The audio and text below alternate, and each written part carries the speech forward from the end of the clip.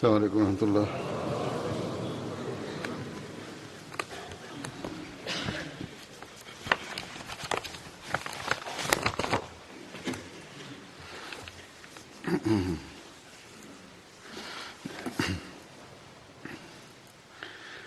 أشهد أن لا إله إلا الله وحده لا شريك له وأشهد أن محمدا عبده ورسوله أما بعد فأعوذ بالله من الشيطان الرجيم بسم الله الرحمن الرحيم الحمد لله رب العالمين الرحمن الرحيم مالك يوم الدين إياك نعبد وإياك نستعين اهدنا الصراط المستقيم صراط الذين أنعمت عليهم غير المغضوب عليهم ولا الضالين. په جماعت احمدیه کې د 16 فروری ورځ د مسلموت پیشګویۍ په حواله په خاص ډول ریاستل کېږي او په جماعتونو کې د یوم مسلموت په حواله جلسې هم کېږي. حضور فرمایي چې دا خبره د دغې خبرې وضاحت ما مخکې هم ډېر ځل کړی دی، خو یو ځل به بیا د دې وضاحت وکړم د نوي چې کوم خلک راغلي دي او ماشومان لپاره هم چې یوم مسلم موعود د حضرت خلیفة المسیح ثاني د حضرت مسلم موعود د پیدایش په یاد کې نه منځلې کېږي، بلکې دا د یو پیشګویۍ د پوره کېدو په یاد کې منځلې کېږي. داسې پیشګویي چې د اسلام د برترۍ او د اسلام صداقت ثابتولو لپاره د خدای پاک د الهام د لاندې حضرت مسیح موعود علیه السلام کړې وه او د حضرت مسیح موعود د پیدایش نه 3 کاله مخکې دا شوې وه چې پکې د اسلام خادم موعود زوی د پیدایش خبر وو چې د دشمنانو لپاره د نشان په طور وړاندې کړی شوی وه.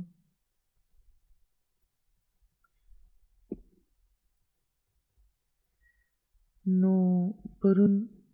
16 فروری وه او د دغې پیشګویۍ ته 134 کاله وشو او د 100 کالو نه زیاتې مودې راسي. دا یو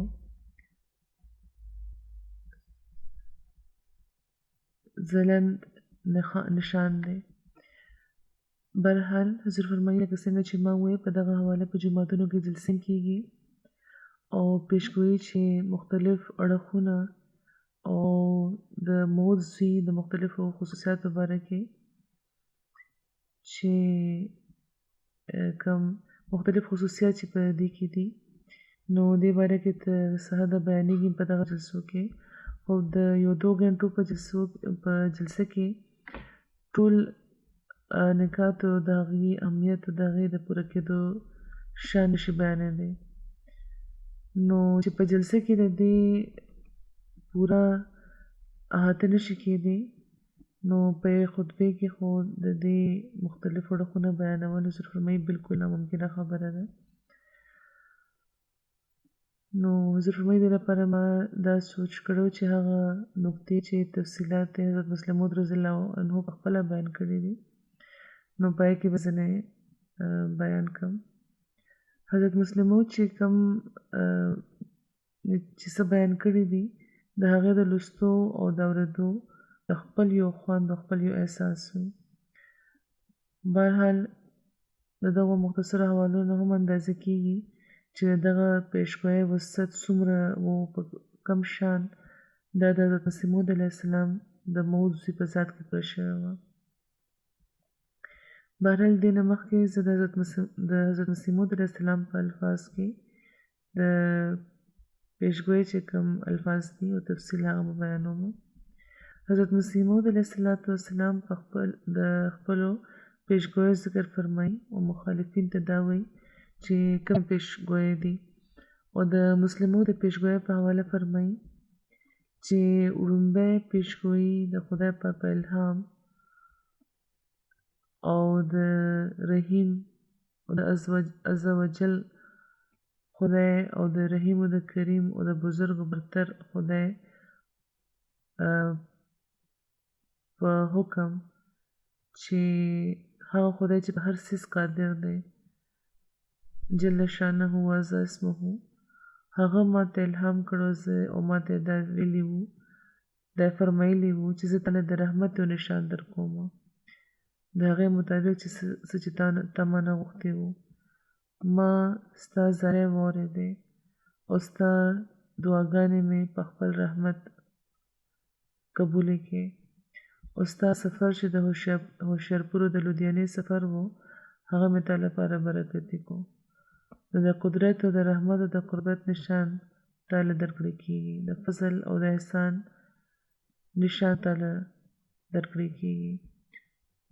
او د فتح او د ظفر کلید تاته ملاویږي. یا مظفره په تا د سلام وي. خدای پاک دا ووایي دې لپاره چې هغه خلک چې د ژوند خواهان دي د مرګ د پنجې نه خلاصېدل مومي، او هغه خلک چې په قبرونو کې ښخ پراته دي هغې دې بهر راشي، او د اسلام شرف او د خدای پاک د کلام مرتبه دې په خلکو ظاهره شي، او دې لپاره چې حق د سره د خپلو ټولو برکتونو راشي او باطل دې سره د خپلو ټولو نحوستونو وتښتي، او خلک دې په دې پوه شي چې زه قادر یم چې څه غواړم هغه کوم، یعنې خدای پاک قادر دی چې څه غواړي کوي، او دې لپاره چې هغوی دې یقین وکړي چې زه تا سره یم.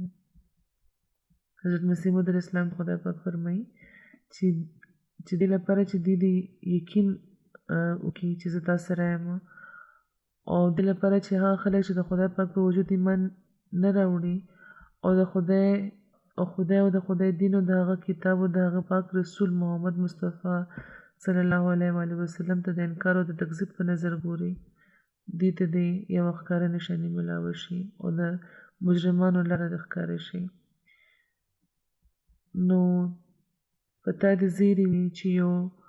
ښایسته او یو پاک هلک به تاله درکړی کېږي، یو ذکي غلام هلک به تاته ملاویږي، هغه به هم ستا له تخم نه ستا ذریت او ستا نسل به وي. ښایسته پاک هلک ستا مېلمه راځي چې نامه یې مانویل بشیر هم ده، هغه له مقدسو روح ورکړې شوې ده، هغه د رجس نه پاک دی، هغه نور الله دی، مبارک دی هغه چې د اسمان نه راځي، هغه سره فضل دی چې د هغه د راتلو سره به راځي، هغه صاحب شکو او عظمت او دولت به وي، هغه به دنیا ته راځي او په خپل مسیحي نفس او د روح الحق په برکت به ډېر خلک د بیمارو نه پاک کړي. هغه کلمت الله دی ځکه چې د خدای پاک رحمت او غیوري هغه په خپل د کلمه تمجید را لېږلی دی، هغه به سخت ذهین او فهیم وي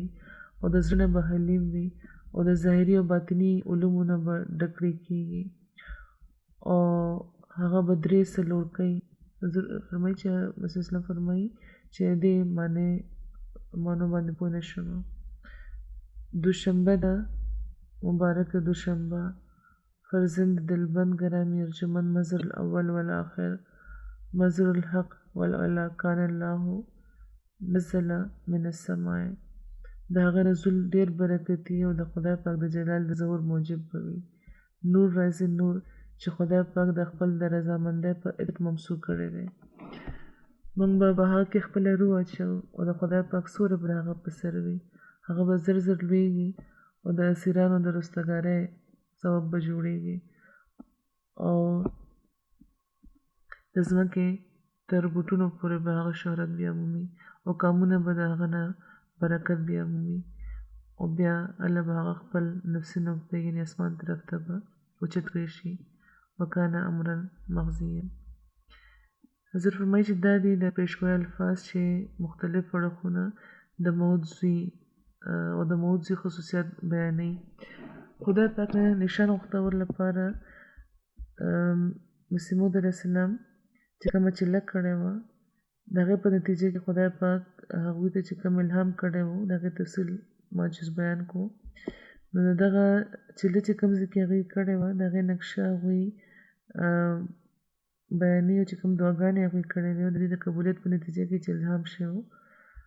او د په نتیجه کې چې هغوی پیشګویي فرمایلی و د مسلم موعود. نو حضرت مسلم موعود رضی الله تعالی عنه بیانوي چې نن نه پوره 58 کاله مخکې کله چې هغوی دا خبره بیانوي هغه وخت 58 کاله شوي وو. د دغه پیشګویۍ ته چې نن ورته 59 کال شروع کېږي لګیا دی په 20 فروری کال 1886 کې په دغه ښار هوښیارپور کې هغوی دا خطبه په هوښیارپور کې ورکوله. هغوی فرمایل چې په دغه ښار هوښیارپور کې په دغه کور کې چېرته چې هغوی ولاړ وو اشاره هغوی کړې وه د ګوتې چې دا یو داسې کور دی یو داسې کور کې چې هغه وخت طویله ورته ویلی کېده چې معنی دا دي چې هغه د اوسېدو اصل ځای نه و باقاعده کور نه و بلکې دا د یو رئیس چې کوم اضافي کورونه وي هغې کې یو کور و لکه څنګه چې ځینې وخت انکسې جوړې کړې شي چې شاید په اتفاقي طور چې پکې چېرته مېلمه ایسار شي یا یو ګودام جوړ کړی شوی وي یا چې ضرورت پېښ شي نو څاروي هلته وتړلی شي نو یو اضافي ځای و اضافي کمره وه بهر. نو د قادیان یو ګمنامه تن چې د قادیان خلکو هم پوره نه پېژندو هغه چې د خلکو هغه مخالفت وکړو چې خلکو د اسلام او د اسلام بانی لپاره لرلو نو هغه د خپل خدای مخې ته په تنهایی کې د عبادت کولو لپاره او هغه نه د نصرت او د تایید نشان غوښتلو لپاره راغلی و او تر 40 ورځو پورې هغه د خلکو نه بیل و او د خپل خدای نه دعاګانې غوښتې وې او د 40 ورځو دعاګانو نه پس خدای پاک هغه له یو نشان ورکو د نشان دا و چې زه به صرف د هغه لوزونه چې کوم ما تا سره کړي دي پوره کوم او ستا نامه به د دنیا هر ګوټ ته رسوم بلکې د دغه دا واده په زیات شان پوره کولو لپاره به زه تاله یو زوی در کوم چې هغه به ځینې خاص صفتونه لري او هغه به اسلام د دنیا تر ګوټونو ورسوي او د خدای پاک د کلام معرفو باندې به خلک پوهوي د رحمت او د فضل نشان به او د دین او د دین علوم چې د اسلام د اشاعت لپاره ضروري دي هغه له به ورکړی کېږي او دغه شان خدای پاک به هغه له یو اوږد عمر ورکوي اوږد ژوند به ورکوي ان تر دې چې هغه به د دنیا تر ګوټونو پورې او نن د دنیا چې په کوم ملک کې جماعت احمدیه قایم دی د دغه پیشګویۍ شهرت او د دغه عظیم زوی شهرت دی او چې کله دا اشتهار چاپ شوی نو هغه وخت مخالفینو دا اعتراض شروع کړی چې دا کومه پیشګویي ده څوک هم دا اعلان کولی شي چې زما به یو زوی کېږي او د دې جواب هم حضرت مسیح اسلام ورکړی او د دې ذکر حضرت مسلم موعود هم کړی دی فرمایي چې کله چې دا اشتهار چاپ شو نو دشمنانو په دې باندې د اعتراضاتو یوه سلسله شروع کړې وه نو اله بیا په 22 مارچ کال 1886 مسیح اسلام یو بل اشتهار چاپ کړی و دشمنانو اعتراض دا کړی و چې د یو داسې پیشګویۍ څه اعتبار کېدی شي چې زما به یو زوی کېږي آیا خلکو کره زامن نه کېږي ډېر کم داسې وي چې څوک تن به داسې وي چې زوی نه وي چې چا صرف لوڼه وي ګینې په عام طور خلکو کره زامن کېږي او چیرې د دې د پیدایش څخه خاص نشان نه ګرځولې کېږي. نو که تاسو کرم یو زوی وشو نو دې نه به داسې ثابتېږي چې په دنیا کې د دې په ذریعه د خدای پاک څخه خاص نشان ظاهر شوی دی. نو هغوی د خلکو دغه اعتراض جواب ورکولو او د 22 مارچ په اشتهار کې هغوی لیکلي وو حضرت مسیح موعود علیه السلام چې دا صرف پیشګویي نه ده بلکې دا یو عظیم الشان آسماني نشان دی چې خدای کریم جل شانه زمونږ د نبی کریم رؤوف الرحیم محمد مصطفی صلی الله علیه و وسلم د صداقت او د عظمت ظاهرولو لپاره ظاهر کړی دی. بیا په دغه اشتهار کې حضرت مسیح موعود علیه السلام دا هم لیکلی وو چې د خدای پاک په فضل او احسان او په د حضرت خاتم الانبیاء صلی الله علیه و وسلم په برکت خدای پاک کریم خدای د دغه عاجز دعا قبول کړه او داسې بابرکت روح د رالېږلو وعده فرمایلی ده چې ظاهري او باطني برکتونه مې په ټوله ځمکه خورېږي. حضرت مسیح موعود فرمایي چې خبره دا ده چې که هغوی صرف د خپل د یو زوی کېدو خبر ورکړی وی نو بیا هم دا خبر په خپل ذات کې یو پیشګویي وي ځکه چې په دنیا کې یوه برخه داسې ده چې هغه که څومره کم هم وي خو بهرحال داسې خلک وي چې ورکره اولاد نه وي او بیا چې کله هغوی دا اعلان کړو نو هغه وخت هغوی عمر د 500 نه هم زیات و او په زرګاو خلک په دنیا کې داسې دي چې ورکره د 500 کاله نه پس د اولاد د پیدایش سلسله بند نه شي او بیا داسې خلک هم وي چې چا کله صرف جنکۍ کېږي لوڼه کېږي او بیا داسې وي چې زامن خو یې وشي خو د پیدا کېدو نه لږه موده پس بیا مړه شي او دا ټول شبهات دې ځای کې موجود وو. نو اول خو د یو زوی د پیدایش خبر ورکول د یو انسان په طاقت کې دا نشي کېدی. دا اعتراض ومنلی شي چې صرف د یو زوی پیدایش خبر ورکول پیشګویي نشي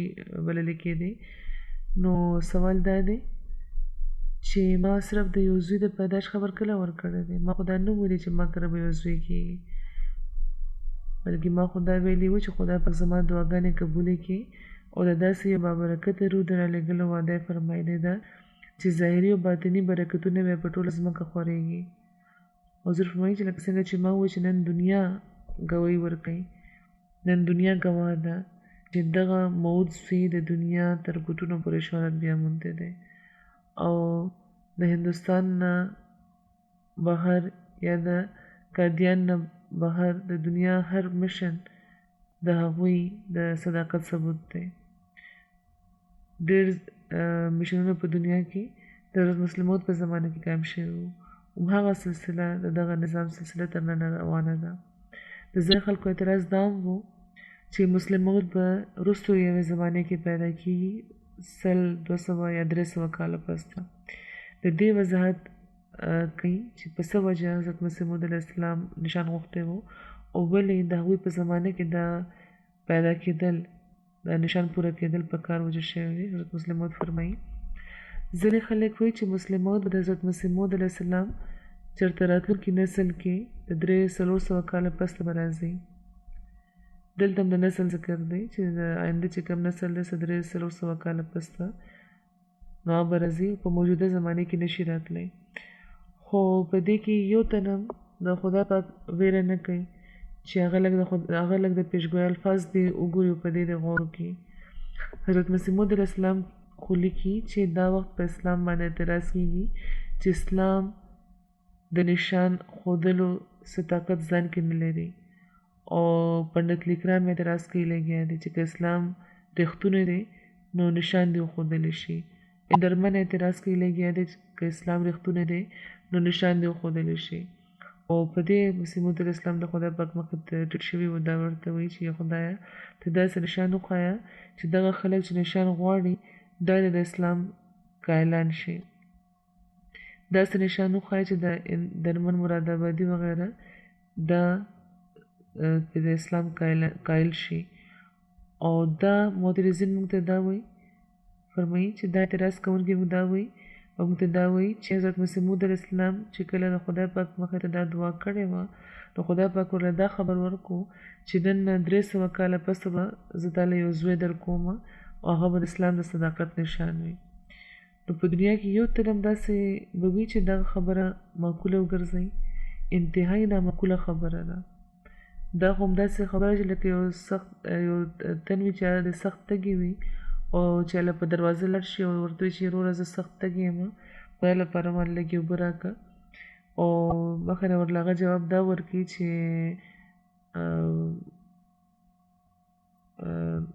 ناقلاره کېږه ما امریکې ته خط لیکلی دی او هلته نه به د کال اخره پورې یو د اعلی درجې شربت به راشي او هغه شربت به بل کله تاسو باندې اوس کولی شي. نو که ډېر لیونی وي یو ته نو په داسې خبره نشي کولی، او داسې که ډېر زیات لیونی وي نو داسې خبره د خدای او د هغه د رسول طرف ته خو نشي منسوبولی. پنډت لیکرام او منشي نرمن مراد آبادي او د قادیان هندوان خو دا ویل لګیاري چې د اسلام باره کې دا دعوه چې دې خدای دنیا ته د نشان ښودلو طاقت لري، دا یو د دروغ او د یو بې بنیاده دعوه ده، او که په دغه دعوې کې څه حقیقت شته موږ ته د نشان وښودلی شي.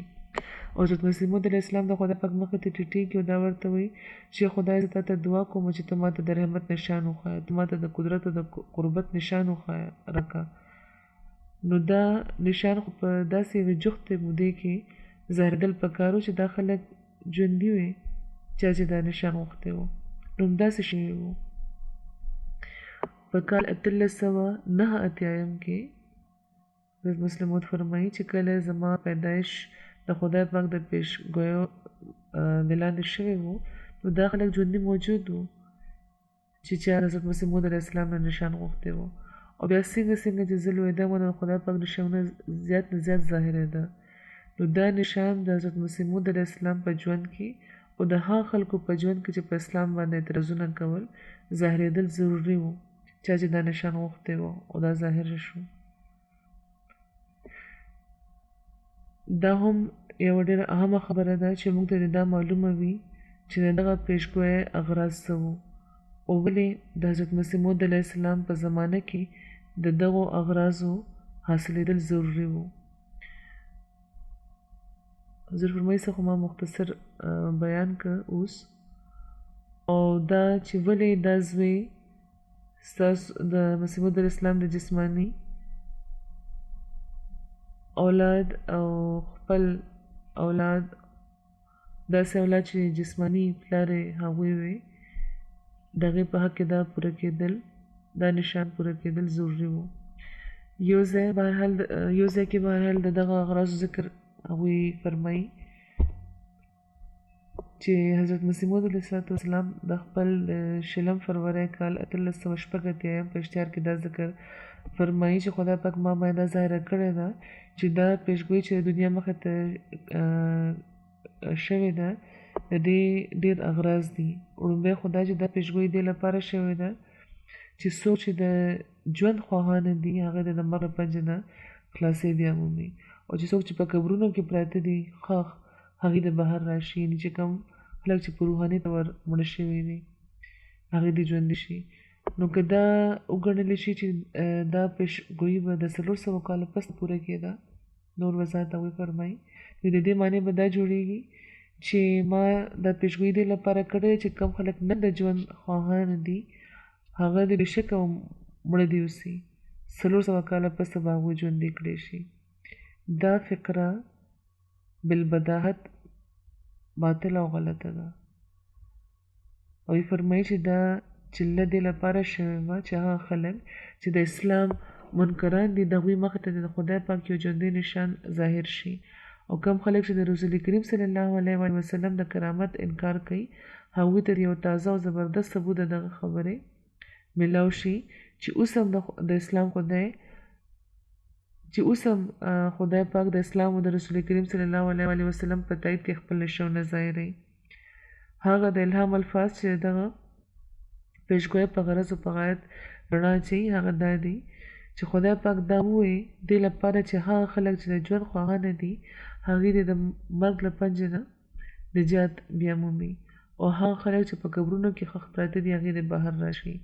اوس که د دغه خلکو نظریه د سمه وګڼلی شي چې کوم دا وایي چې مسلمون به د 300 کالو پس راځي، نو دغه فکري تشریح به داسې کېږي چې دا پیشګویي دې لپاره شوې ده چې کم خلک نن د ژوند خواهانه دي هغې دې مړه دي اوسي او 400 کاله پس د دې نسلونو نه به ځینې خلک ژوندي کړی شي. نو آیا د دغه فکرې نه یو تن هم دا تسلیمولی شي؟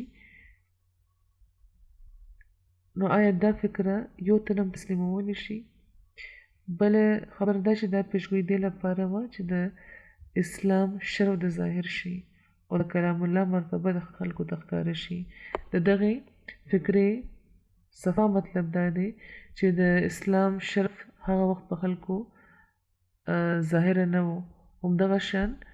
د کلام الله مرتبه هم هغه وخت خلکو ته ښکاره نه وه، خو دا ویل کېږي چې خدای پاک دا پیشګویي دې لپاره کړې ده چې د اسلام شرف او د کلام الله مرتبه دی نن نه 300 کاله پس چې کله دا خلک مړه شي او دې اولادونه مړه شي او د هغوی د اولادونه مړه شي، بیا د په خلکو ښکاره کړی شي چې کله به نه پنډت اکرام وي، نه به منشي درمن مراد آبادي وي، نه به د هغوی اولاد وي او نه د هغوی د اولاد وي. هغه وخت د اسلام شرف او کلام الله مرتبه د خلکو ته ښکاره کړی شي. نو کم تن دغه معنی سم ګڼلی شي که عقل وي په دې کې. درېیم هغوی فرمایي چې دا پیشګویي دې لپاره شوې وه رسول اسلام فرمایل چې دې لپاره چې حق د خپلو ټولو برکتونو سره راشي او باطل د سره د خپلو ټولو نحوستونو وتښتي. د دې معنی هم ظاهره دی چې حق دا وخت کمزوری دی او د باطل غلبه ده. خدای پاک غواړي چې داسې نشان د ظاهر شي چې عقلي او په علمي طور د اسلام دشمنانو باندې حجت تمام شي او دا خلک دې په دغه خبره منلو مجبور شي چې اسلام حق دی او د دې په مقابله کې چې څونه مذهبونه ولاړ دي ټول باطل دي. څلورم غرض دغه پیشګویي دا بیان کړی شوی چې خلک دې په دې پوه شي چې زه قادر یم چې څه کول غواړم هغه کوم. اوس دا دغه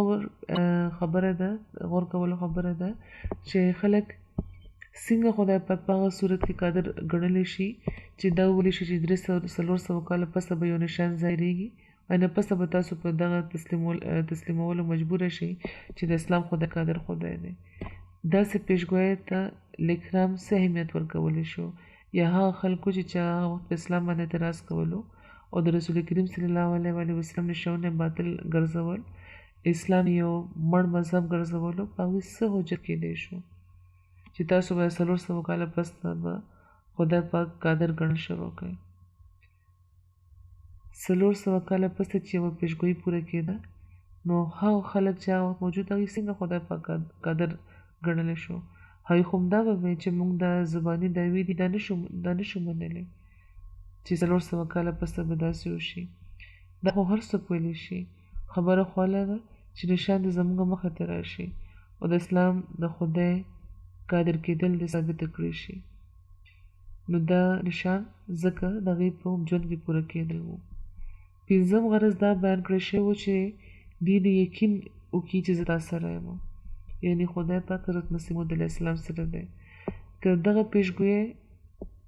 پوره کېدل د 400 کاله پس به وو نو د هغې زمانې خلکو څنګه دا یقین کولی شو چې خدای پاک حضرت مسیح موعود علیه السلام سره دی.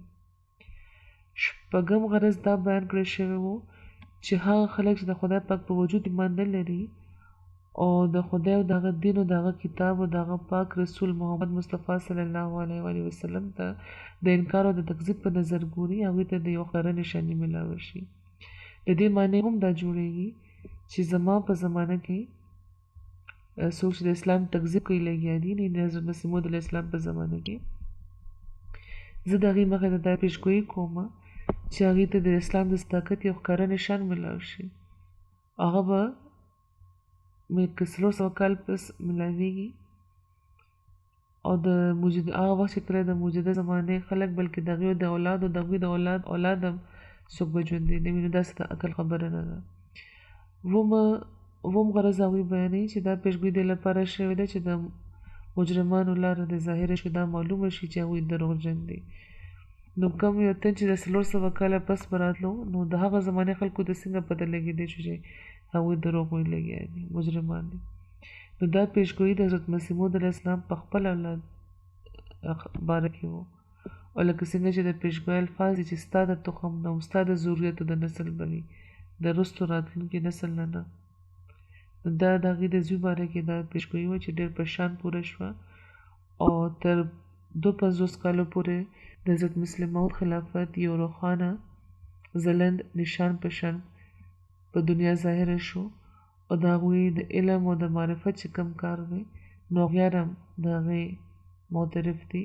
او د دې تفصیل د جماعت په لټریچر کې موجود دی او که بیانول شروع کړم نو ډېر وخت به پکې لګي. حضرت خلیفة المسیح ثاني دا الفاظ فرمایي چې زه مسلم موعود یم. مخکې په هغې باندې دا اعتراض و چې هغوی اعلان نه دی کړی او بیا په کال 1940 کې هغوی اعلان کړی و او اعلان چې هغوی فرمایلو نو دا فرمایل چې زه وایم او قسم د خدای خورم او دا وایم چې زه مسلم موعود د پیشګویۍ مصداق یم او خدای په کوم زه د دغه پیشګویو مورد کړی یم چې د یو راتلونکي موعود باره کې حضرت مسیح موعود علیه السلام فرمایلی وی. کم تن چې دا ګڼي چې ما د افترا نه کار اخیستی دی یا دې باره کې ما د دروغو د کذبیانۍ ارتکاب کړی دی هغه د راشي او په دغه معامله کې ما سره د مباهله وکړي او یا بیا د خدای پاک د موقت بر عذاب قسم دی وخوري او اعلان دی وکړي چې هغه ته خدای دا ویلی دی چې زه د دروغو نه کار اخلم لګیا یم نو بیا به خدای پاک په خپلو آسماني نشانونو را فیصله وفرمایي چې څوک دروغجن دی او څوک رښتونی. هېڅوک هم دې باره کې رانغلو چې کوم د هغوی مخالفون و هغوی نه مو د جومات دننه چې کوم بیل شوي و هغوی او بیا هغوی فرمایي چې که هغوی وایي چې خوب خو رښتونی دی لکه څنګه چې مصري صاحب وایي ځینې مرتدان شوي وو نو بیا د هغې په حقیقت د هغه مضمون ولیکي او زه به د هغې د مضمون جواب ورکوم او زه یقین لرم چې د هغې زما مقابلې ته راغله نو هغوی به داسې شکست خوري چې تر مودو به یاد ساتي. نو د خدای پاک په فضل او د هغه په رحم هغه پیشګویي چې د پوره کېدو د یو اوږدې مودې راسه انتظار کېدو خدای پاک د هغه باره کې په خپل الهام او د اعلام په ذریعه ماته ووایي چې دا پیشګویي زما په وجود کې پوره شوې ده. اوس د اسلام دشمنانو خدای پاک خپل کامل حجت کړی دی او په هغې باندې دا خبره واضحه کړه چې اسلام د خدای پاک رښتونی مذهب او محمد رسول الله صلی الله علیه وسلم د خدای رښتونی رسول او حضرت مسیح موعود علیه السلام رښتونی فرستاده دي او دروغجن دي هغه خلک چې اسلام ته دروغجن وایي. کاذبان دي هغه خلک چې رسول کریم صلی الله علیه وسلم ته کاذب وایي. خدای پاک د دغه عظیم الشان پیشګویۍ په ذریعه د اسلام او د رسول کریم صلی الله علیه وسلم د صداقت یو ژوندی ثبوت خلکو مخې ته وړاندې کړی دی. هغوی فرمایي چې د کم تن دا طاقت کېدای شو چې هغه دی د کال 1886 کې نن نه پوره 58 کاله مخکې د ځان دا خبر ورکولی شو چې هغه کره به 9 کالو په موده کې به یو زوی پیدا کېږي هغه به زر لویږي او د دنیا تر ګوټونو پورې به شهرت بیا مومي او د اسلام او د رسول کریم صلی الله علیه وسلم نامه به دنیا کې خپروي. هغه به د ظاهري او د باطني علومو نه ډک کړی کېږي. هغه به د خدای پاک د جلال د ظهور موجب وي او د خدای پاک د قدرت او د هغه د قربت او د هغه د رحمت به یو ژوندی نشان وي. دا خبر د دنیا یو تن هم د ځانه نشو ورکولی. خدای پاک دا خبر ورکو او بیا خدای پاک دا خبر پوره کو او د هغه انسان په ذریعه پوره کو چې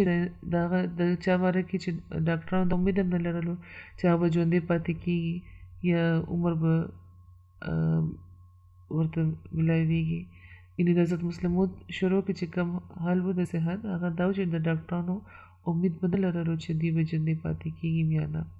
بهرحال فرمایي مخکې خپل صحت باره کې چې زما صحت په بچپن کې په وړوکوالي کې دومره خراب و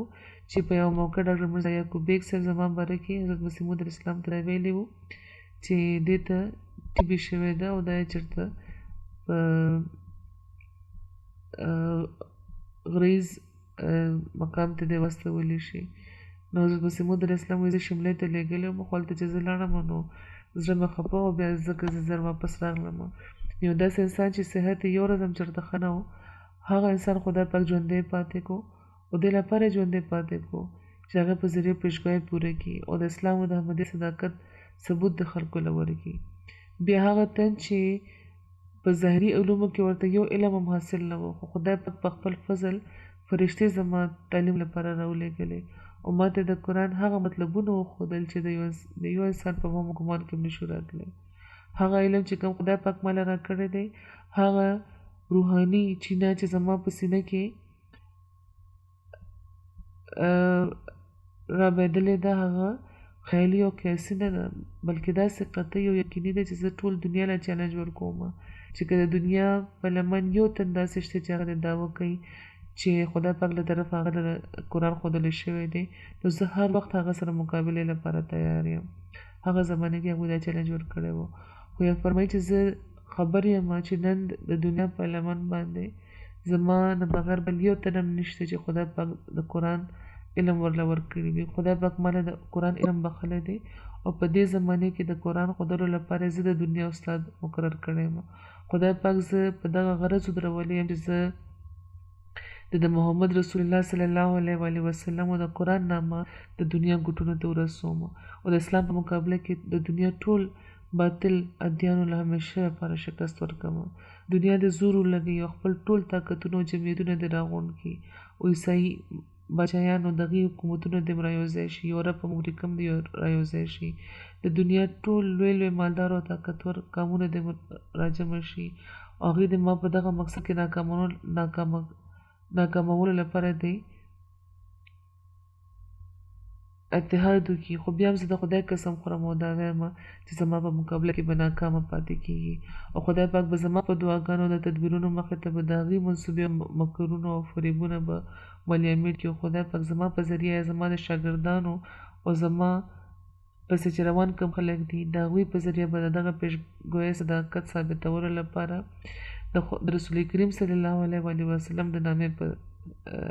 طفیلو په صدقه د اسلام عزت به قایم وي او هغه وخت پورې به دنیا نه پرېږدي تر څو چې اسلام په خپل سره د خپل ټول شان په دنیا کې قایم نشي او تر څو چې محمد رسول الله صلی الله علیه و آله وسلم بیا د دنیا ژوندی نبی ونه منل شي. نو داسې معمولي اعلان نه و، لکه څنګه چې ما وویل چې د هغوی دا دور د خلافت چې د 250 کاله چې کوم دور دغه د خلافت د هغې هره ورځ د دې شان ظاهروي. بیا هغوی فرمایي چې زما ملګرو زه ځان لپاره څه عزت نه غواړم تر څو چې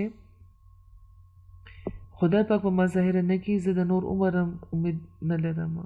دا نه غواړم چې ما ته د نور عمر ملاو شي او د خدای پاک د فضل امیدوار یم او زه کامل یقین لرم چې د رسول کریم صلی الله علیه و آله وسلم او د اسلام د عزت قیام لپاره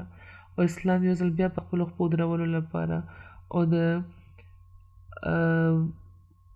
عیسایت ختمولو لپاره زما تیر یا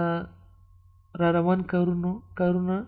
د دې به انشاءالله یو ډېره لویه برخه وي او هغه پون دی چې د شیطان سر به ماتوي او عیسایت به ختموي، هغې کې به یوه زما هم وي انشاءالله تعالی. او زه دا صداقت ډېر په واضحه طور ټوله دنیا مخې ته وړاندې کوم. دا هغه اواز دی چې د ځمکې او د اسمان د خدای اواز دی. دا مشیت هغه دی چې د ځمکې او د اسمان د خدای مشیت دی. دا صداقت دی چې نه به زندولی کېږي، نه به زندولی کېږي او نه به زندولی کېږي. اسلام په دنیا کې غالبېږي انشاءالله تعالی او عیسایت به مغلوبېږي.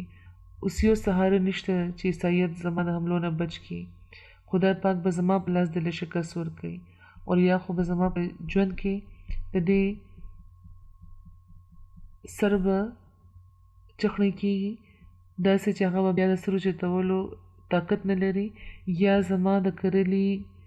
تخم به هغه ونې پیدا کېږي چې د هغې مخې ته به عیسایت د یوې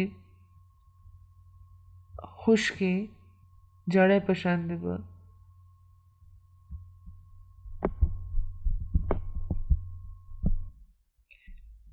د هغې مخې ته به عیسایت د اوچ ازغکې په شان به مړاوي شي او په دنیا کې به څلورونه طرف د اسلام او د احمدیت بیرغ به ښکاري چې هغه ډېرو په بلندو باندې اوچتېږي او بیا هغوی فرمایي چې زه په دغه موقع که یو خوا تاسو ته دا خوشخبري در کومه چې خدای پاک ستاسو مخې ته د حضرت مسیح موعود علیه السلام دا پیشګویي پوره کړه چې مسلمانو سره تعلق لري ورسره زه ستاسو پام د هغو ذمهوارو طرف ته م ګرځومه چې کوم ستاسو دي او دا ذمهواری نن حضور فرمایي چې په موږ هم زموږ هم دي چې کوم هغه خلکو باندې د دا ذمهواری راځي چې د دغه اعلان تصدیق کوي د هغوی چې زه مسلمود یم وایي ستاسو وړومبی فرض دا دی چې ځان کې تبدیلي پیدا کړئ او د خپل د وینې آخري قطره د اسلام او د احمدیت فتح او د کامیابۍ لپاره تیولو لپاره تاسو د تیار شئ بېشکه تاسو خوشحاله دی شئ د خوشحالۍ اظهار لپاره چې د پیشګویۍ اظهار لپاره خوشحالي کولی شئ خوشحاله دی شئ چې خدای پاک دا پیشګویي پوره کړه او بلکې زه وایم چې تاسو ته یقینا خوشحالېدل پکار دی ځکه چې حضرت مسیح موعود علیه السلام پخپله دا لیکلي دي چې تاسو خوشحاله شئ او خوشحالۍ نه ټوپونه وهئ خو دې نه په صحیح فرمایي چې خوشحالۍ نه ټوپونه وهئ چې دې نه پس پوس رڼا راځي نو زه تاسو د خوشحالۍ نه نه منې کوم تاسو د ټوپونو نه نه منې کوم بېشکه تاسو خوشحالۍ کوئ او ټوپونه وهئ په خوشحالۍ کې خو زه دا وایم چې په دغه خوشحالۍ کې او په خوشحالۍ کې چې کوم تاسو ټوپونه وهئ په دې کې خپلې ذمهوارۍ مه هېروئ لکه څنګه چې خدای پاک ما ته په خوب کې ښودلی دی چې زه په تیزۍ منډه وهم او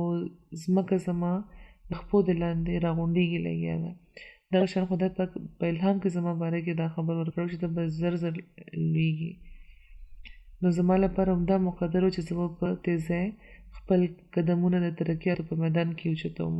خو ورسره په تاسو دا فرض راځي چې تاسو خپل قدمونه تیز کړئ او خپله سستي ختمه کړئ خپل د قدمونو سستي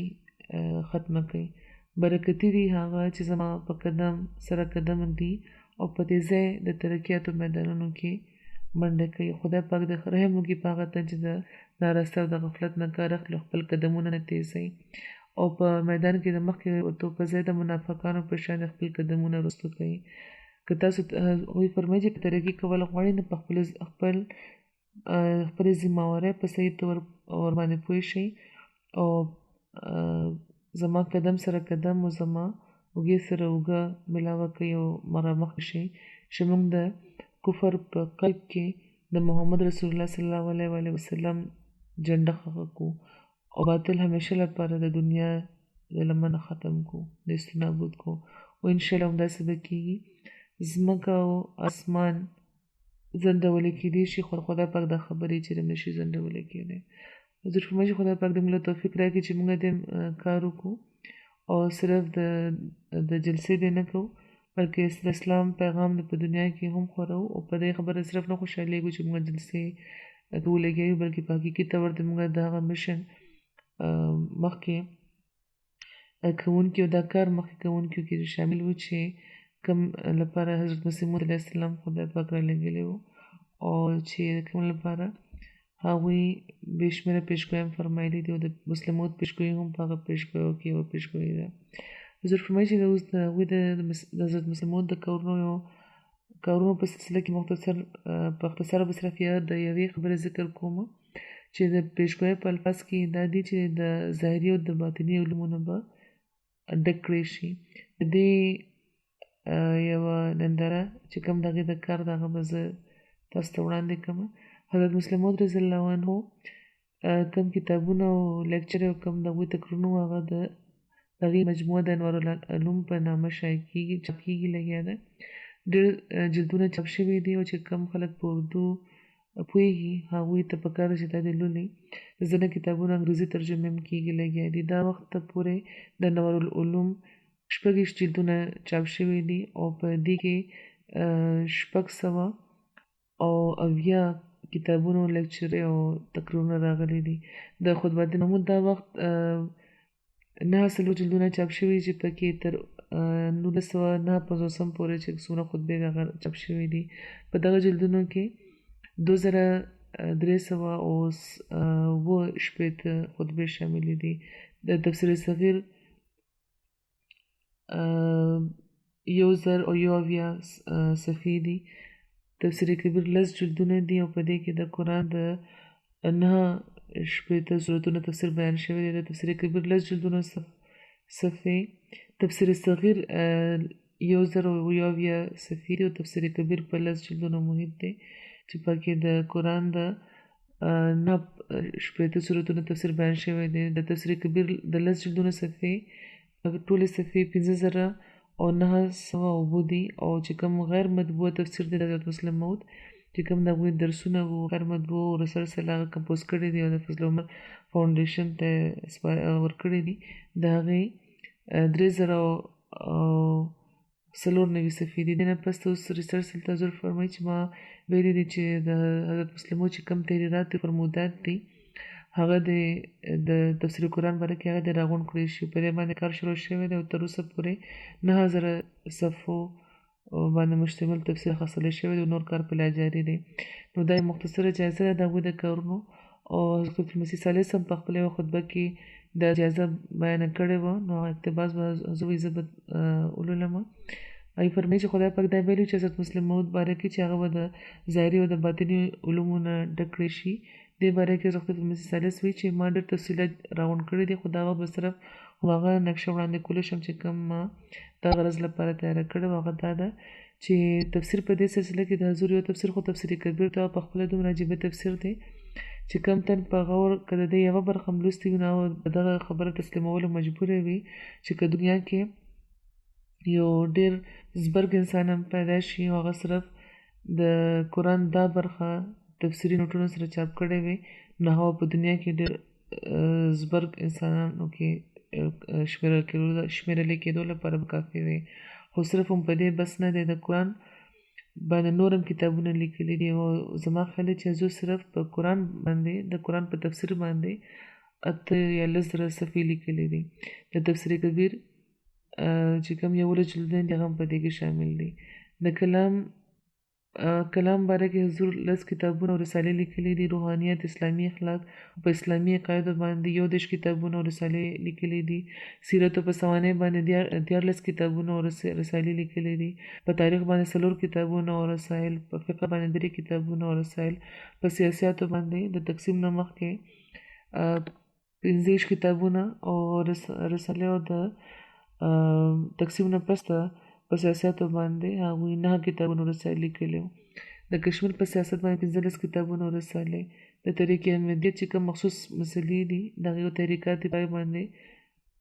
هغوی 9 کتابونه لیکلي دي او دغه ټولو کتابونو د رسایلو مجموعه 215 جوړیږي. نو حضور فرمایي چې هغه کېدای شي چې معلومات هم پوره نه ورکړل شوي، اوس خو زیات معلومات دي ما بیان کړ لکه څنګه چې ما مخکې بیان کړو. نو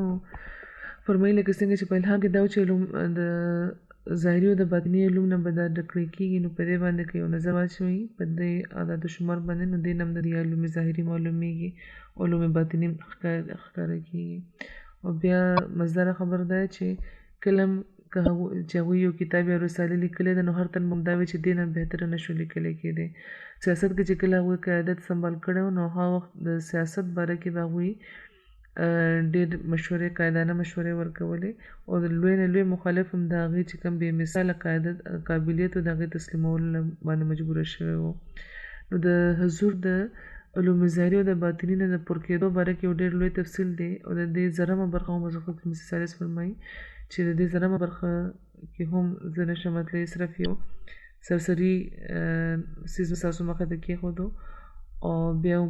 اوس په دې باندې زه ختموم. د خدای پاک بزرګه او رحمتونه دې وي په هغوی باندې او هره لحظه کې د خدای پاک د دې درجې اوچتوي او موږ د حضرت مسیح موعود علیه السلام د دغه زوی په شان د اسلام د اشاعت د درد په خپل زړه کې هم پیدا کړو. د اسلام د خدمت لپاره د هر وخت موږ ملاتړي وي او په هغه خلکو کې شامل شو چې د دین خدمت کوي، نه په هغه خلکو چې چا باره کې حضرت مسلم موعود دا فرمایلي وو چې آپ کے وقت میں یہ سلسلہ بدنام نه ہو، چې ستاسو په وخت کې دا سلسله بدنامه نه شي. خدای پاک دې نه کړي چې دا سلسله دې موږ بدنامو بلکې په خدمت کې مخکې نه وړاندې روان یو. حضور فرمایي چې د لمونځونو نه پس به 2 جنازې هم کوو. غایبې جنازې دي، یو د محترمې مریم الزبث صاحبې ده چې د مکرم محترم ملک عمر علي کوکر صاحب رئیس ملتان او د سابق امیر ملتان دویم اهلیه وه. د 86 کالو په عمر کې د یوې حادثې په نتیجه کې دوی وفات شوي دي. انا لله و انا الیه راجعون. دوی او د دوی لور په لیفټ کې وو. هلته حادثه وشوه د لیفټ د خرابۍ په وجه. لور هم د دوی